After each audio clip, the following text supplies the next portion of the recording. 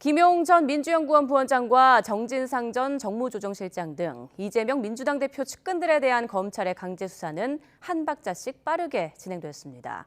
검찰이 정 전 실장까지 재판에 넘기면서 이 대표에 대한 수사도 속도감 있게 밀어붙일지 관심인데요. 불체포 특권 등 변수도 있습니다. 김다연 기자입니다. 검찰의 이재명 민주당 대표 측근에 대한 수사는 속전속결이었습니다. 지난 10월 소환 통보도 없이 김용 전 민주연구원 부원장을 불법 대선 자금을 받은 혐의로 체포하더니 이틀 만에 구속영장을 청구했습니다. 수사의 핵심은 자금 8억 원의 용처로 검찰은 구속 이후 매일같이 김 전 부원장을 불러 이를 캐물었지만 김 전 부원장은 입을 굳게 다물었습니다. 하지만 한 번 칼을 빼든 검찰의 행보는 일사천리였습니다. 김 전 부원장을 재판에 넘긴 뒤 바로 다음 날 또 다른 이 대표의 측근인 정진상 전 정무조정실장을 상대로 강제 수사에 나선 겁니다. 14시간 동안 고강도 조사를 벌인 뒤엔 만 하루도 되지 않아 구속영장을 청구해 신병 확보에 성공했습니다.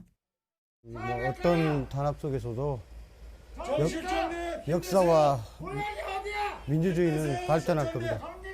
계속 우리 국민들은 앞으로 나아갈 겁니다. 구속 적부심 청구 등 변수도 있었지만 검찰은 애초 계획대로 최장 구속기한인 20일을 이틀 남기고 정 전 실장에게 뇌물 2억 4천만 원 수수 혐의 등을 적용해 재판에 넘겼습니다. 이제 남은 건 이 대표가 김 전 부원장과 정 전 실장이 받은 검은 돈의 실체를 알았는지와 대장동과 위례 신도시 개발 사업 최종 결정권자로서 특혜 제공에 관여했는지입니다.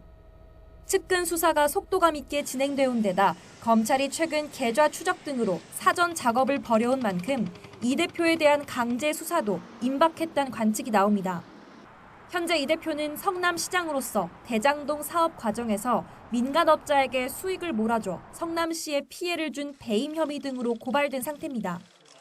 검찰은 아직은 이 대표가 피고발인 신분이라고 강조하고 있지만 이미 제기된 의혹 전반을 확인할 계획이라며 수사를 공식화하기도 했습니다. 이 대표는 끝없는 이재명 때리기라며 반발하고 있습니다. 정치검찰이 이미 정해놓은 수순에 따라서 낸 결론이라 이미 예견된 일이었습니다. 법정에서 진실이 가려지고 무고함이 밝혀질 것으로 믿습니다.